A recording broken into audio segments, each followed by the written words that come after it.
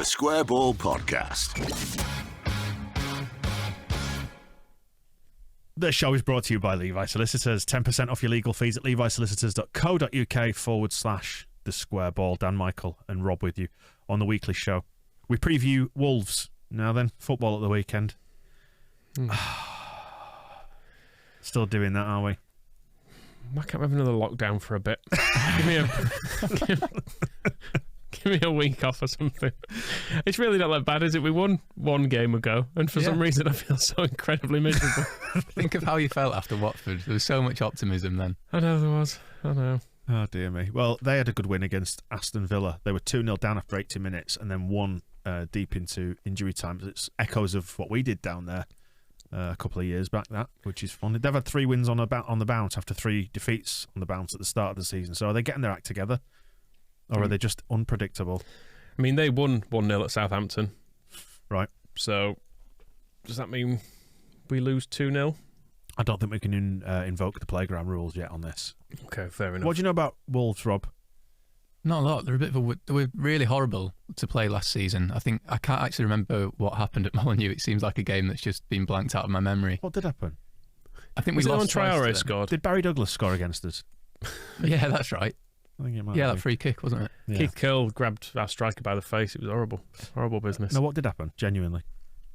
We're going to have to look this up. Oh, we lost to him. Traoré scored a goal from the edge of the box, didn't he? That's where it came in off Melié's head, Yes, it was the wasn't deflection off Yes. Melié, of course it was. So that was unfair. So that But doesn't count. were we all right in that game up to a point, actually? They were both fairly frustrating games against them last season, is what I remember. They kind of blocked us out fairly adequately, and It was then very stodgy, wasn't it? Which is a bit of a worry, given we've coming out off the back of a Southampton game, which they just kind of frustrated us and did similar things. I was kind of optimistic to see that Husgaard say they're very strong at coming back from losing positions, because I thought, well, we won't go ahead, that's fine.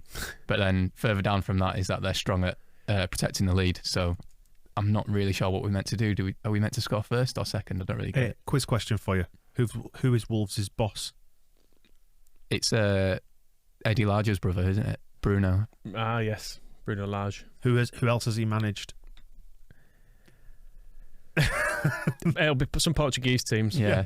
Probably. Somewhere George Mendes has some players. I'm hoping for the Bielsa foreign manager rule to be invoked here, in that, much like Cisco, who was at Watford, this guy hasn't really coached against Bielsa much in the last couple of years, therefore doesn't quite know what to do. Bielsa outfoxes him and we win. I think we just need to see A response? Is it a response? We just do need to see an improvement and ideally a win. But I mean, if it's anything like Southampton, it's going to be pretty toxic, I would say, in our road, which we've not had to experience in a long while. See, I think the crowd is still behind this team, and they'll get a lot of backing from the off here, because I think, let's not translate online anxieties into what it's like inside the stadium, because the two are never directly comparable. But I know what you mean. There is a creeping sense of, at some point, the crowd not necessarily will turn, but I think the anxiety will start to take over. I think it'll certainly start loud, won't it? But in Victor Orta's big interview in Spain last week, he was talking about how in England we don't whistle the players, it's just murmuring, and he said that's even worse for a player to deal with. And you can see it at the weekend where it's going to start out very loud. But if Leeds don't start well, those murmurs are going to creep in again. It's going to be that kind of atmosphere. So I think we do just need to start really well and hopefully get a goal. Yeah, because I thought when we played Watford, and I think I said this on the podcast at the time, it felt like there was a little bit more of after the initial singing, there was more of a business-like demeanour about the crowd, of kind of, okay, we've backed you, now let's get on with it.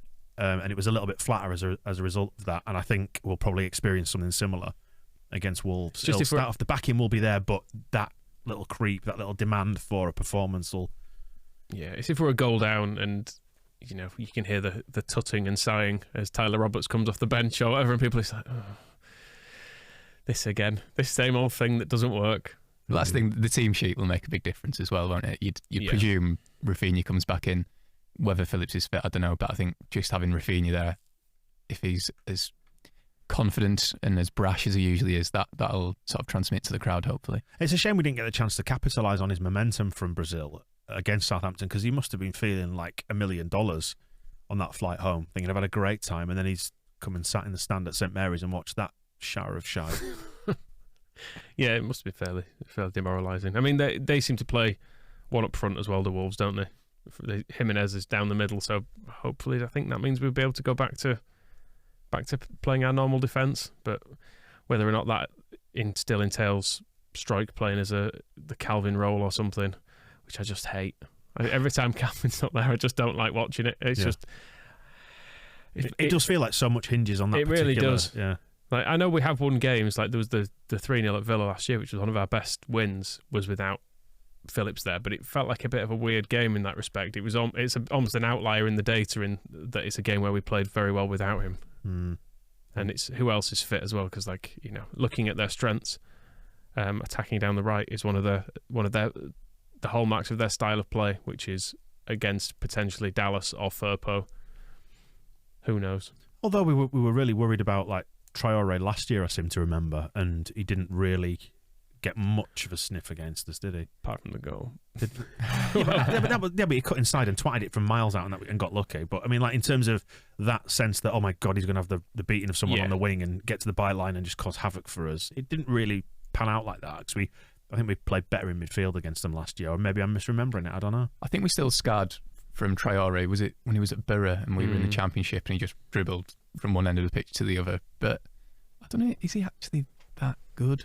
He's had such an up and down career, it seems. Sometimes he's just banging form and is impossible to stop, and then other times he seems really out of form and people can't quite believe that he's getting linked with these massive money moves. Yeah, I know when we've been linked with him in the past, when you see Wolves fans, some of them are saying if we can get 40 million for him, absolutely snap your hand off, because he doesn't do it most weeks. But I think there's undoubtedly a physical element to him, because he's such an absolute specimen when you see him glistening before a game with his oiled up arms, and you do think, how on earth can we stop him? But then many games he is just stopped, because he's maybe not as good a footballer as you kind of expect him to be, but still can cause us a lot of problems. I'd rather not be playing against him.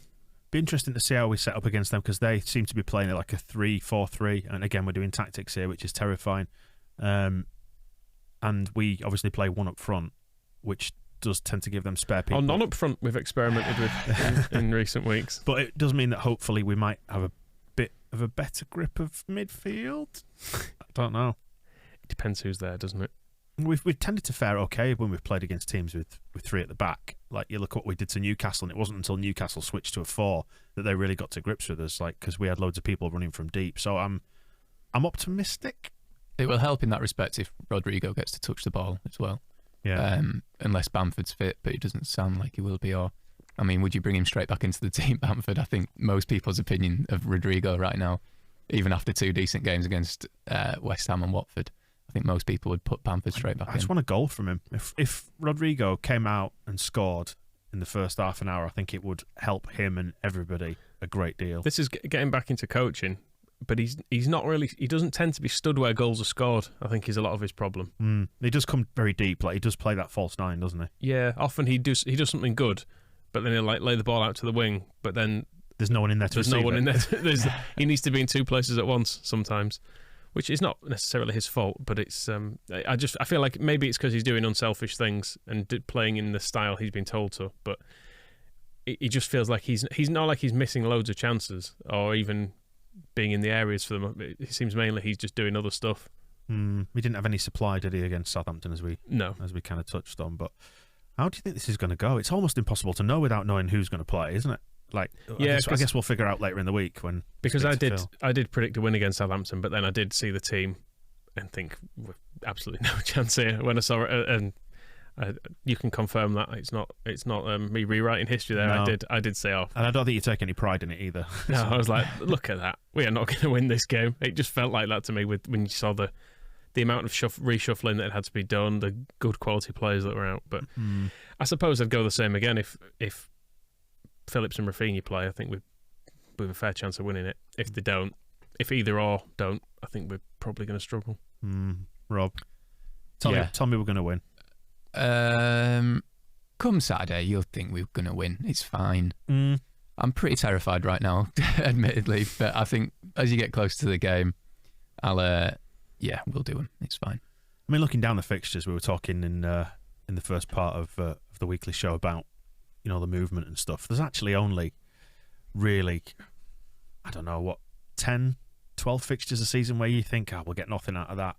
We look at these, and this is a game where we can get something out of it. That's the great hope, isn't it? That this is the one where we turn it on, or at least be bloody competitive, because we weren't against Southampton, were we?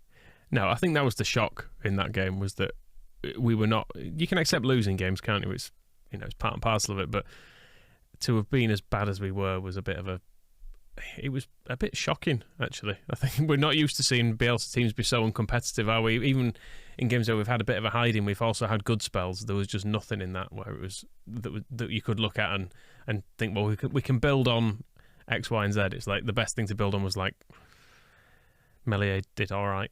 Jamie Shackleton didn't. But we didn't even get a hide. We didn't even get a hiding, did we? It was one-way traffic, but we didn't get a hiding. I think that was because they're not that great, though. Right. And that was in some ways, that was the more dispiriting bit, because you could tell they weren't even very good and still had the absolute run of us for the day. Well, I'm happy to predict a win if we get Rafa back in, which you assume he will be. I think if we get Rafa and Phillips in there, we win. One of them, we draw. What do you think? I mean, I've been predicting wins and we've been losing, so I'll just go back to my old ways. Losing. Have you bet against Leeds yet this season? There's no value in it, is there, really? Nah, not really anymore. In Championship, we were always favourites for every game, whereas we're probably quite rightly nailed on for relegation now. Cheer up. No, we are about 7-1. What, for relegation? Okay. Have you bet on that yet? Not yet. Although I should probably get on it because it's only going one way. Oh, Michael, no. Come on. It'll be fine, won't it? Of course it will. Of course it'll be fine.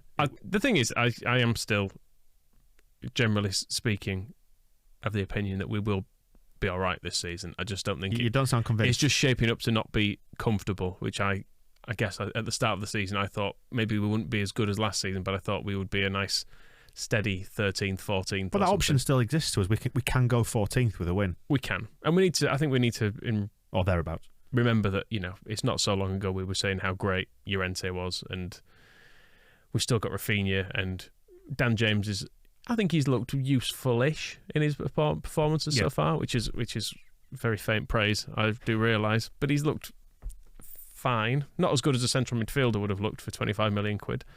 But there's not much we can do about that now. I mean, as the expert coach in this setup, what would you do to deal with Traoré?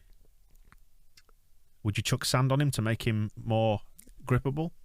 Possibly. Put the gloves on the defenders. What kind of gloves? Marigolds? Cover them in fairy liquid to cut through the grease.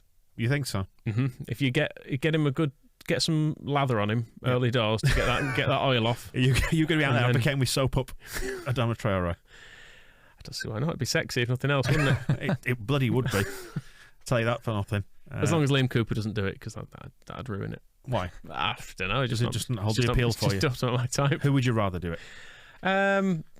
I mean, Firpo's going to be likely on that side of the pitch. I think Jamie Shackleton would create the spectacle. You think? Because of the size difference. I think that'd be what it'd create some weird. I don't know where I'm going with this. It sounds like we're going into a world of niche bookmarks. Potentially, yeah. Maybe just leave him oily. Yeah. Kick him. That's the old-fashioned way. Do it the old-fashioned way. Just boot him. Rob, who would you like to see oil up? Cut through the grease of Adama Traore. Well, I've been thinking about it for a long time, actually. There's going to be an article on the blog about this. Yeah, we'll do a ranking. Who should we have? We don't really have I mean, it's a job for Matthijs Klick, isn't it, really? That probably sounds like up his wheelhouse. Yeah. He might pull his hair or something, Klick. He does again, like Michael, we're getting into niche bookmarks here. he likes a bit of an unusual spitting on him, don't he? What were we talking about that the other week? I remember. There was some spitting talk the other week. You can tell we've lost and we're all trying to avoid the bleakness, consuming us, can't we? Is being spat on avoiding bleakness? I'm not sure. Well, it depends what you're into, doesn't it? It does. And that, ladies and gentlemen, is your Wolves preview.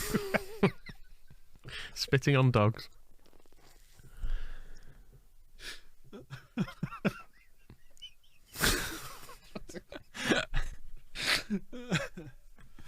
The Square Ball Podcast.